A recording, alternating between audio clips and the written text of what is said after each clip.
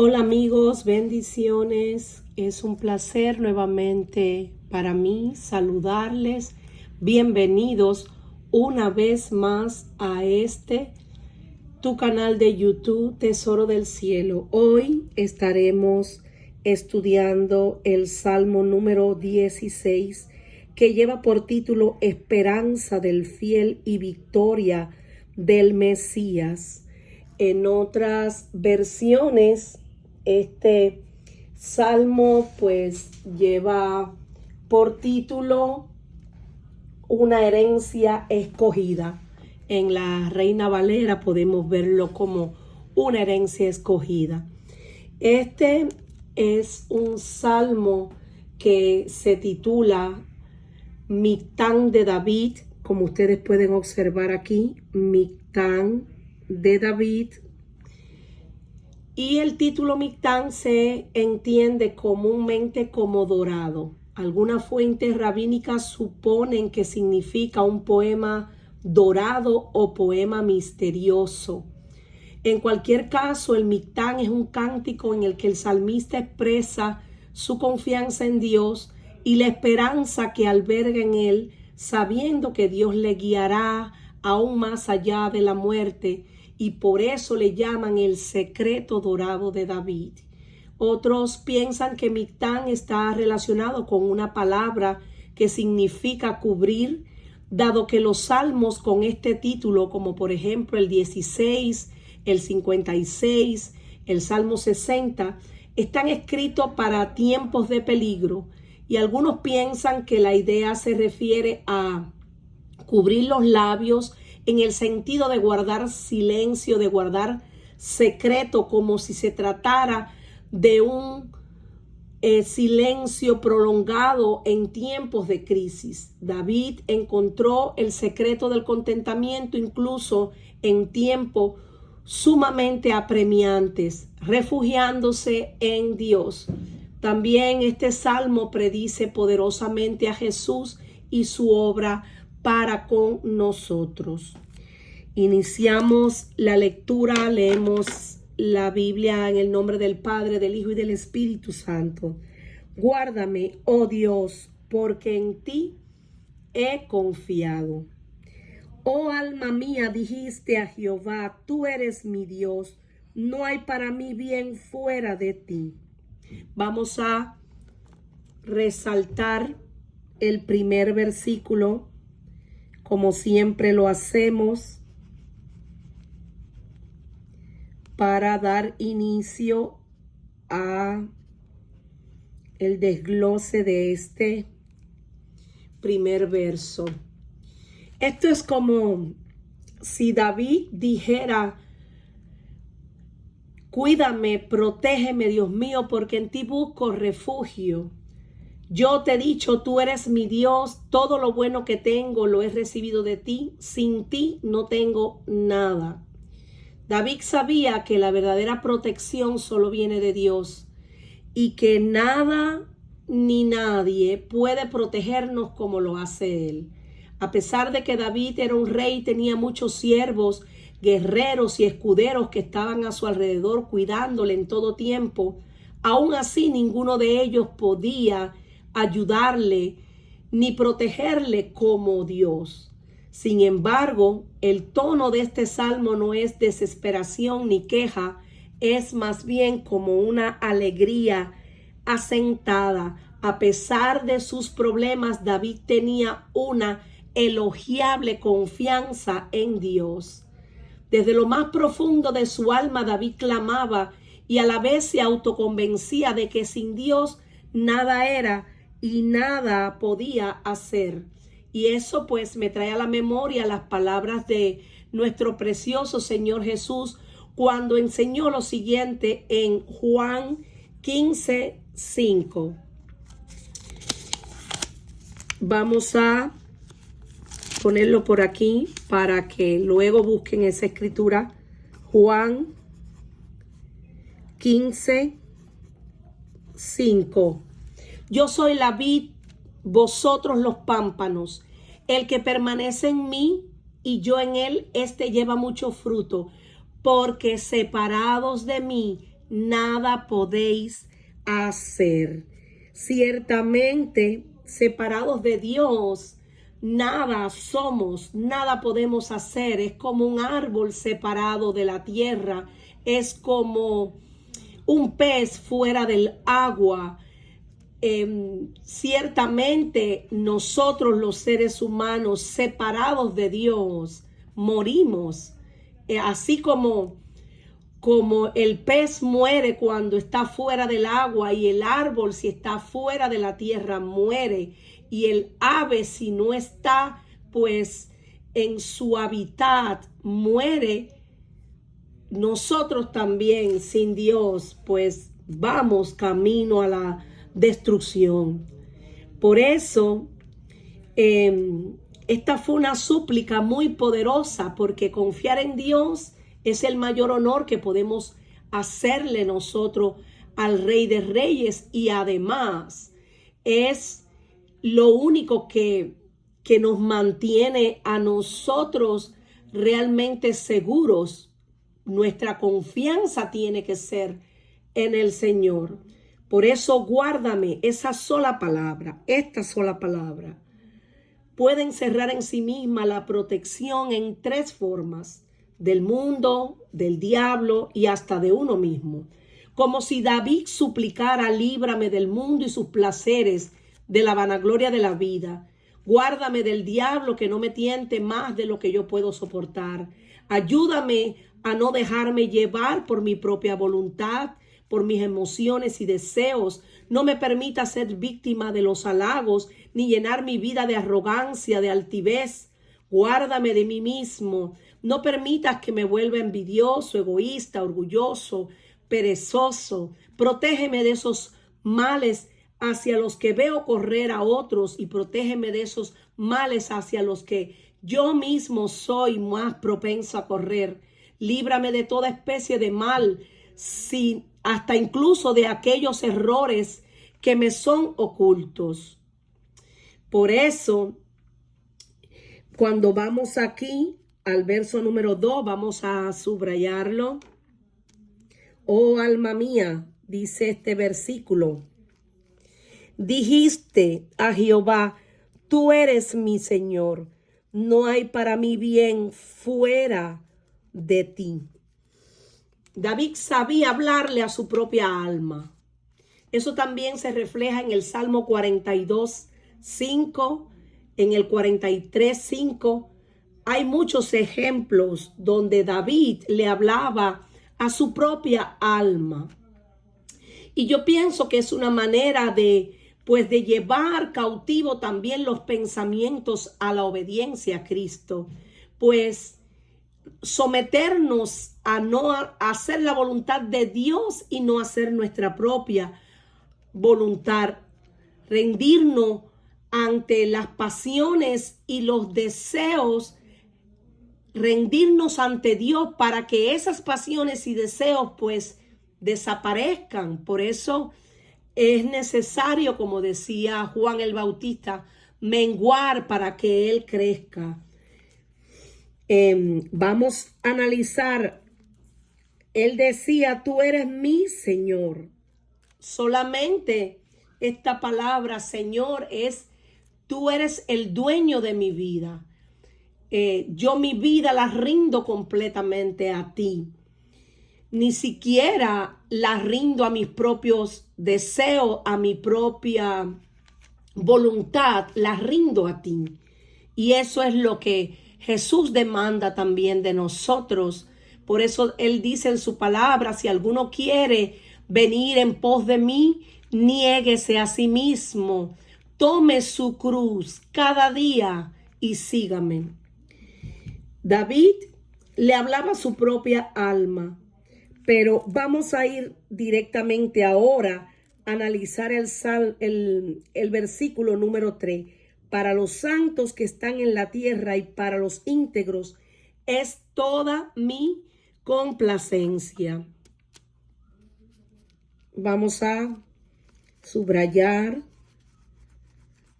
este tercer versículo. En este versículo Dios está hablando por medio del salmista Para los santos, para los rectos es todo su deleite, su delicia.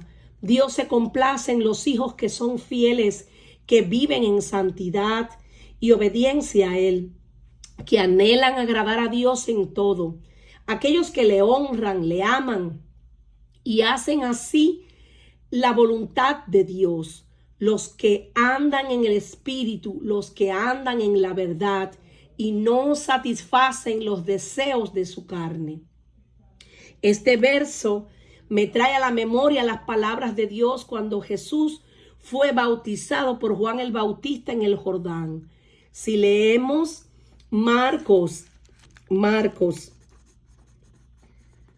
a partir de el versículo 1 del 9 al 11, San Marcos, San Juan. Si leemos Marcos, dice lo siguiente: aconteció en aquellos días que Jesús vino de Nazaret de Galilea y fue bautizado por Juan en el Jordán. Y luego, cuando subía del agua, vio abrirse los cielos y al Espíritu como paloma que descendía sobre él. Y vino una voz de los cielos que decía: tú eres mi Hijo amado, en ti tengo complacencia.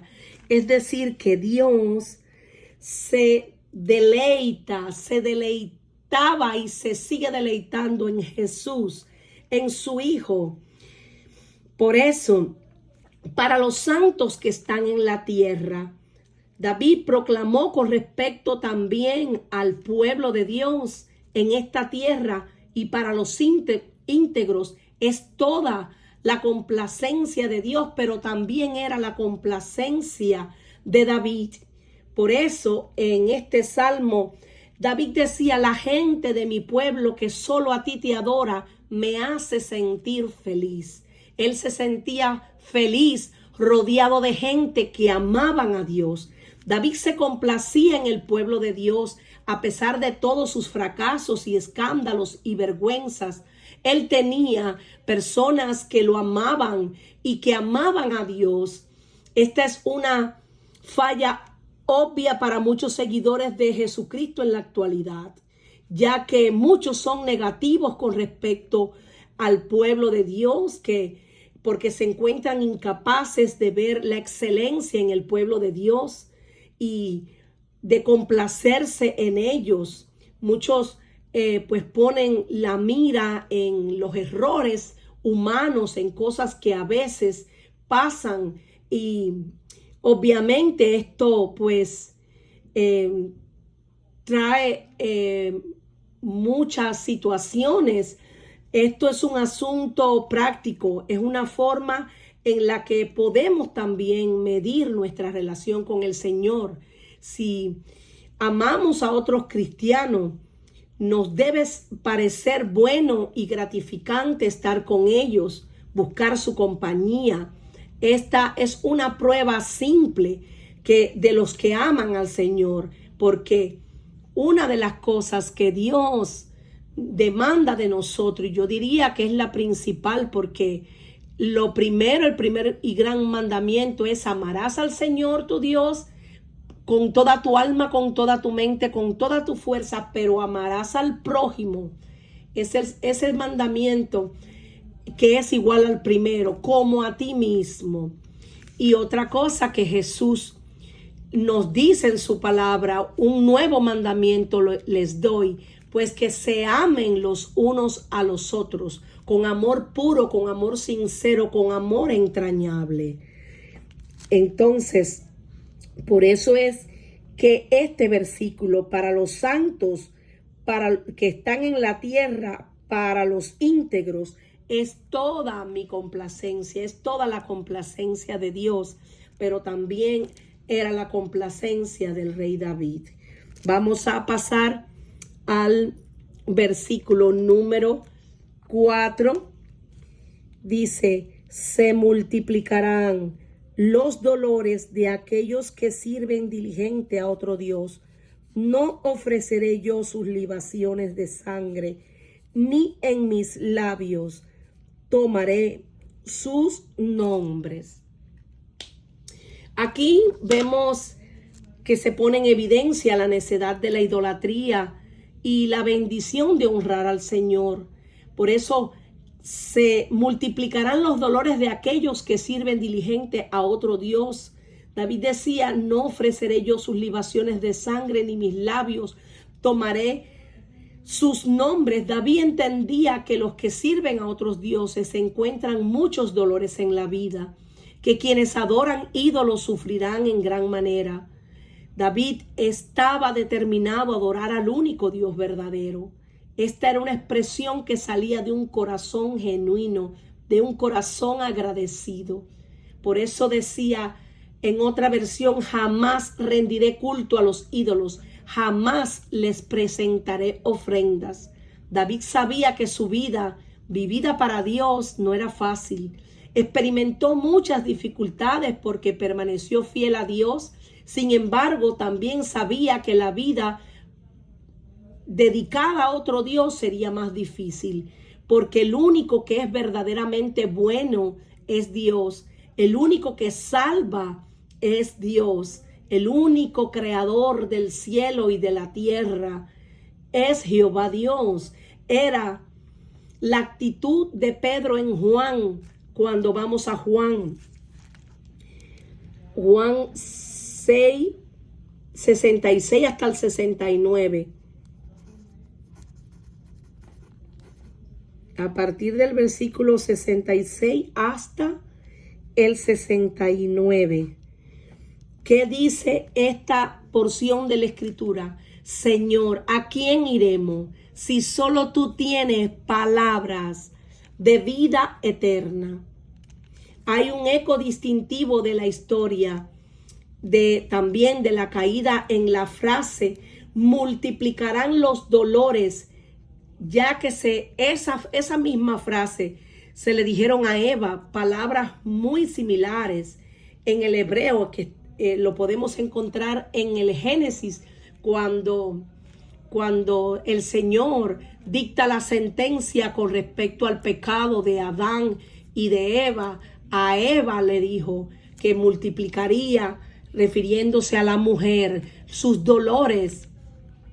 Entonces, la desobediencia pues trae dolor. La desobediencia y la rebeldía trae dolor. Por eso aquí dice, se multiplicarán los dolores de aquellos que sirven diligentes a otro Dios, porque ciertamente el único que nos ama, el único que nos redime es el Señor, y nuestro Dios es Dios de amor, pero es también fuego consumidor. Nuestro Dios es un Dios celoso. Si hay algo que Dios aborrece, es la idolatría. Si hay algo que Dios aborrece, es la infidelidad. Por eso, en este verso, que es el número 4, cuando lo leo en otra versión, dice, a quienes andan detrás de otros dioses, se les multiplicarán los problemas. No participaré en sus sacrificios de sangre, ni siquiera mencionaré los nombres de sus dioses. David permitió que su conocimiento de la futilidad de las creencias paganas no afectara, mejor dicho, su comportamiento. Por tanto, no seguiría a los paganos en sus vanas prácticas. Muchos paganos sacrificaban a sus ídolos, es decir, a los demonios, con sangre humana, en contra de todas las leyes de la humanidad y la piedad. Además, los sacerdotes de Baal ofrecían su propia sangre a su dios falso, sin obtener ningún resultado, sino más bien la muerte. Y esto lo podemos encontrar en Primera de Reyes, a partir del versículo 18, y se extiende del 27 al 30. Vamos a leer, dice, aconteció al mediodía que Elías se burlaba de ellos, diciendo, gritad en alta voz, porque dioses Quizás está meditando o tiene algún trabajo o va de camino. Tal vez duerme y hay que despertarle. Y ellos clamaban a grandes voces y se sajaban con cuchillos y con lancetas conforme a su costumbre, hasta chorrear la sangre sobre ellos. Pasó el mediodía y ellos siguieron gritando frenéticamente hasta la hora de ofrecerse el sacrificio, pero no hubo ninguna voz, ni quien respondiese ni escuchase.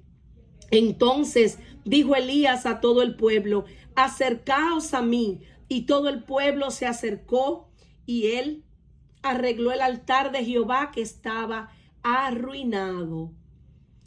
Y bueno, después todos sabemos que cuando él arregló el altar, él clamó a Dios, y en aquel momento cayó fuego del cielo, consumió el holocausto, la leña, las piedras, el polvo, y aún lamió el agua que estaba en la zanja.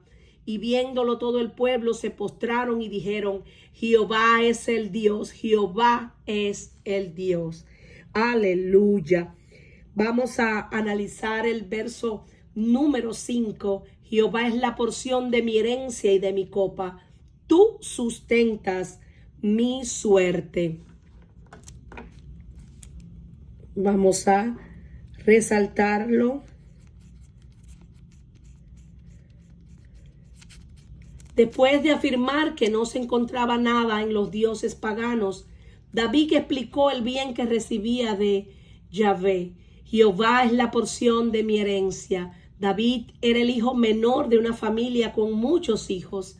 No podía esperar herencia de su familia. Sin embargo, se regocijaba y se consolaba en el hecho de que Dios era la porción de su herencia, y sabía que su herencia era hermosa.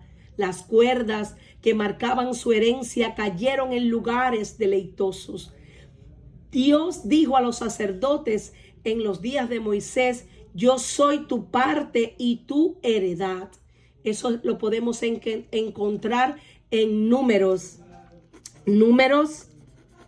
18:20. David entendía que esta era una promesa dada no solo a los sacerdotes, sino también a todos los que confiaban en que Dios sería la porción de su herencia. Todo hombre piadoso tiene la misma posesión y las mismas prohibiciones que tenían los sacerdotes. Por eso, cuando vamos a este verso, tú sustentas mi suerte, esto describe la porción de la herencia de David. David estaba seguro de que Dios mantendría lo que le había prometido. Esta actitud no siempre le fue fácil a David. David se quejó con Saúl en 1 Samuel 26:19, y esto lo podemos encontrar. Les estoy dejando aquí los versículos para que después con más calma pues los busquen y lo estudien. Porque me han arrojado hoy para que no tenga parte en la heredad de Jehová, decía David. Ve y sirve a dioses ajenos. Sin embargo, aquí vemos en este salmo que David vuelve a la conclusión de que el Señor es su herencia y que el Señor es quien sustenta su suerte. Tú eres mi Dios, eres todo lo que tengo. Tú llenas mi vida y me das seguridad. Gracias a ti la herencia que me tocó es una tierra muy bella. Eso lo podemos encontrar en la traducción al lenguaje actual. Y vamos al versículo número 6. Este versículo: las cuerdas me cayeron en lugares deleitosos y es hermosa la heredad que me ha tocado. Sabemos que Dios dice en Oseas 11:4 que con cuerdas humanas Él nos atrajo, con cuerdas de amor, y que ha sido para nosotros como los que alzan el yugo sobre su cerviz. Y dice la Escritura: puso delante de nosotros la comida, puso delante de nosotros todos los beneficios. Si nos dio a Jesús, ¿cómo no nos dará todas las cosas? Nuestra mayor herencia. es Jesús. Jesús. Por eso, en ese mismo, en Oseas, dice, los atraje con cuerdas de ternura, los atraje con lazos de amor. Le quité de la cerviz el yugo y con cariño me acerqué para alimentarlo. Qué hermoso que el Señor pues nos ama con amor eterno y ciertamente Él ha preparado lugar para nosotros. Por eso la Escritura dice que cuando Jesús partió al cielo, una de las cosas que le dijo a sus discípulos, que nos dijo a nosotros, yo no los dejaré huérfanos, yo les enviaré al Espíritu de Dios y Él estará con vosotros todos los días hasta el fin del mundo. Él los guiará a toda verdad. Pero otra cosa que les dijo, en la casa de mis padres muchas moradas hay. He aquí yo iré y prepararé lugar para vosotros, para donde yo esté, ustedes también estén. Qué hermoso, sabemos que somos herederos y coherederos con Cristo, que una vez que partamos de esta tierra, los que hemos creído en el Señor Jesucristo, nosotros que le amamos con todo nuestro ser, sabemos que tenemos allá en la eternidad, que tenemos una morada celestial, que Dios mismo ha preparado un lugar donde para siempre estaremos con nuestro Señor. Qué hermoso. Vamos al versículo 7. Bendeciré a Jehová que me aconseja, aún en las noches me enseña mi conciencia. Vamos a resaltar, este es uno de los versos preferidos porque hay gran revelación en esta porción, como en todo, pero esto me encanta, esta parte. En el corazón de David vemos que él tenía pues ansias de aprender cada vez más de Dios, de acercarse a Dios. Por eso decía que acercarme a Dios es el bien. Él fue instruido primero por Dios y su palabra. Por lo tanto, en su mente guardaba todas esas enseñanzas que le llevaron a permanecer fiel en los caminos de Dios. Este es un ejemplo de los beneficios que provienen de la renovación del entendimiento, de la que se habla en el libro de Romanos 12. Por eso en ese libro de Romanos, vamos a dejarlo por aquí, Romanos 12, a partir del versículo 1 hasta el 2, dice: así que, hermanos, ruego por las misericordias de Dios que presentéis vuestros cuerpos en sacrificio vivo, santo, agradable a Dios, que es vuestro culto racional. No os conforméis a este siglo, sino transformaos por medio de la renovación de vuestro entendimiento, para que comprobéis cuál sea la voluntad de Dios, agradable y perfecta. Y otra porción de la Escritura que a mí me encanta es la que aparece en Job, a partir del versículo Job 33, a partir del versículo 14. Dice lo siguiente: sin embargo, en una o en dos maneras habla Dios, pero el hombre no entiende. Por sueño, en visión nocturna, cuando el sueño cae sobre los hombres, cuando se adormecen sobre el lecho, entonces revela al oído de los hombres y les señala su consejo, para quitar al hombre de su obra y apartar del varón la soberbia. Detendrá su alma del sepulcro y su vida de que perezca a espada. ¡Wow!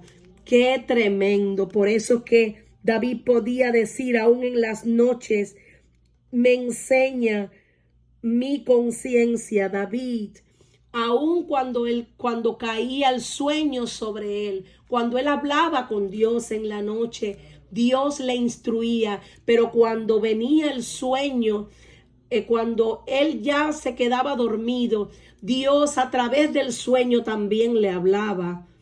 Por eso, Salomón dice en el Salmo 127, a partir del versículo 1, que puede ser en vano quedarse despierto hasta tarde para tratar de resolver los problemas. Sin embargo, David, el padre de Salomón, conocía el gozo de tener comunión con Dios en todo momento para recibir la guianza, para recibir el perdón, para recibir esa protección. Ahora vamos a analizar el último versículo, el número 8. A Jehová he puesto siempre delante de mí, porque está a mi diestra, no seré conmovido. Esto habla de una decisión que David tomó de poner a Dios en primer lugar en su vida, de que Dios sea su todo, de que Dios siempre sea nuestro todo. Por eso la Escritura dice: buscad primeramente el reino de Dios y su justicia, y todo lo demás vendrá por añadidura. Él decidió que Dios siempre tenía que ser su enfoque, su perspectiva, su todo. Jesús hizo eso perfectamente. Siempre estuvo en la presencia de su Padre, orando fervientemente. El método que adoptó Cristo como hombre para mantenerse a sí mismo en tiempos de angustia y perseverar fue hasta el fin. Fue mantenerse en comunión constante con el Padre Celestial. Y si Jesús, siendo 100% hombre, 100% Dios, oraba, ¿cuánto más nosotros sabemos que también tenemos que orar? Porque está a mi diestra, no seré conmovido. Este era un claro resultado de la decisión de David de poner a Dios en primer lugar. Había una posición, una seguridad en la vida de David que de otra manera no habrían existido. Si Dios está a su diestra, a su mano derecha, no será conmovido. Esto es tan cercano que no temerá mal alguno, pues Dios mismo lo defiende, pues Dios mismo, como con un escudo, lo rodea, lo protege. La decisión de poner al Señor siempre delante de uno mismo tiene un costo, pero traerá para nosotros las mejores y más grandes bendiciones. Hay que renunciar a todo con tal de ganar a Cristo. Puede costar ciertos placeres, relaciones familiares, metas de vida, elecciones de carrera, prioridades financieras, entre otras. Ese precio que nosotros decimos que tenemos que pagar, pero no importa, porque como decía el apóstol Pablo, para mí el vivir es Cristo, y todo, absolutamente todo lo he tirado por basura con tal de ganarle a Él. Por eso David podía decir: se alegró por tanto mi corazón, se gozó mi alma. Mi carne también. Vamos al verso 9. Este verso 9. Se alegró por tanto mi corazón y se gozó mi alma. Mi carne también reposará confiadamente. En este verso David continuó describiendo los beneficios de su decisión de colocar al Señor siempre delante de él. Esta decisión trajo alegría y gloria a su vida. Por eso estaba muy contento, por eso se sentía feliz, por eso vivía confiado. David podía comprender con madurez tanto los costos como los beneficios y cantar un cántico de alabanza sobre la decisión de su vida, la mejor decisión de su vida. Por eso dice acá: mi carne también reposará confiadamente, porque no dejarás mi alma en el Seol, ni permitirás que tu santo vea corrupción.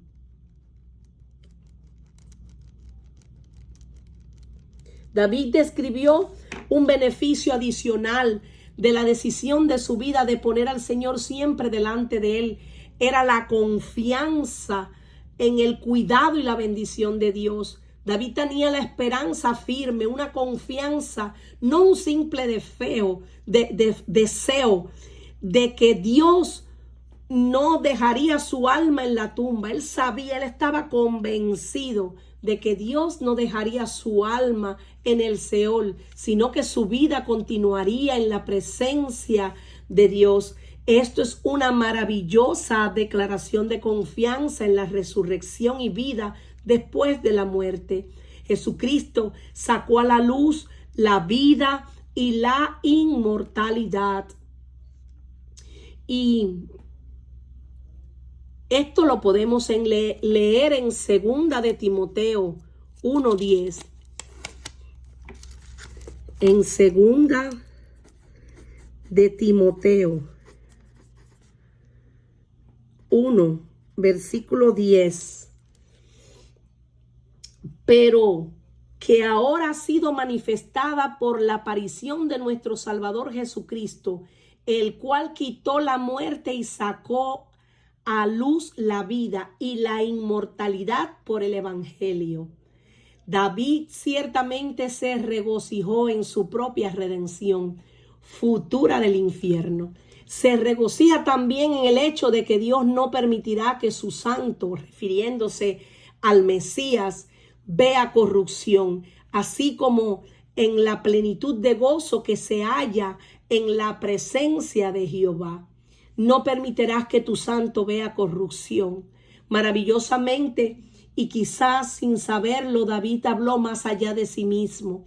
En cierto sentido, David era ciertamente el santo de Dios también, cuya alma no sería dejada en la tumba. Sin embargo, en un sentido más amplio y literal, solo Jesucristo cumple esto en su resurrección. Esto fue percibido por Pedro en el día del Pentecostés, quien dijo que estas palabras iban más allá de David, quien obviamente estaba muerto, enterrado en una tumba y cuyo cuerpo había decaído en polvo hace mucho tiempo. Lo podemos leer en el libro de los Hechos 2, a partir del versículo 25 y hasta el 31. Y bueno, esta parte es un poco más larga, tienen que leerla, no voy a poder leerle todo, pero sí les invito a que lo lean, el libro de los Hechos. Al citar y aplicar este pasaje del Salmo 16 a la muerte, sepultura y resurrección de Jesús, Pedro mostró una comprensión inspirada de la obra de Jesús en la cruz. Él entendió que debido a que Jesús cargó con nuestro pecado, Él siguió siendo santo incluso después de su muerte. Dado que es incomprensible que el santo de Dios esté atado por la muerte, la resurrección fue absolutamente inevitable.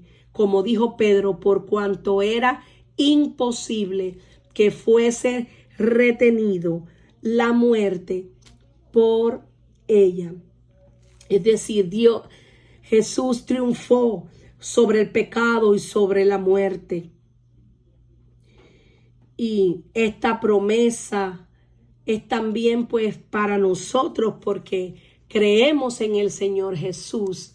El Espíritu de Dios que mora en nuestras vidas. Sabemos que una vez que nosotros muramos, vamos a estar en la presencia de Dios, porque Dios mismo nos resucitará, Dios mismo nos dará esa vida eterna que nos ha prometido a todos los que le amamos, a todos los que creemos en Él. Por eso David podía decir: me mostrarás la senda de la vida, en tu presencia hay plenitud de gozo, delicias a tu diestra para siempre. Con estas palabras, David parecía entender que los beneficios de este compromiso de vida con Dios se recibían tanto en esta vida como en la vida venidera. La senda de la vida es algo que el creyente disfruta tanto ahora como en la eternidad. Dios nos da la vida eterna para disfrutarla como un regalo presente que se extiende hasta la eternidad. En tu presencia hay plenitud de gozo. Este era un gozo que David podía experimentar ahora en el contexto de su gozo y regocijo antes mencionados, pero también recibirlo en última instancia cuando esté ya definitivamente en la presencia de Dios. Pero también citó estas líneas en su mensaje el día de Pentecostés. El apóstol Pedro muestran que en lugar de ser castigado por su gloriosa obra en la cruz, Jesús fue recompensado, como se describe proféticamente en este salmo: delicias a tu diestra para siempre. David tenía plena confianza en su vida con Dios, ahora y siempre. Estaría marcado por las mejores y más elevadas delicias. Esta es la vida vivida por encima de cualquier entretenimiento o emoción superficial. Y bueno, para ya darle conclusión a este estudio, cuando volvemos al primer versículo, recordamos que esta vida de gozo y regocijo y plenitud de gozo no es una vida libre de problemas, es una vida que puede ser desafiada y enfrentarse a ataques en muchos niveles. Sin embargo, en el sentido de que se ha hecho y se disfruta un compromiso de vida con Dios, es una vida segura, feliz y sumamente bendecida, porque nosotros, los hijos de Dios, en Jesús estamos completos, vivimos completamente felices. Y bueno, mis amados, espero que haya sido de grande bendición también este estudio. Gracias nuevamente por conectarse y seguimos pues Dios mediante en los próximos días con el estudio del capítulo 17, el Salmo 17. Bendiciones y hasta pronto.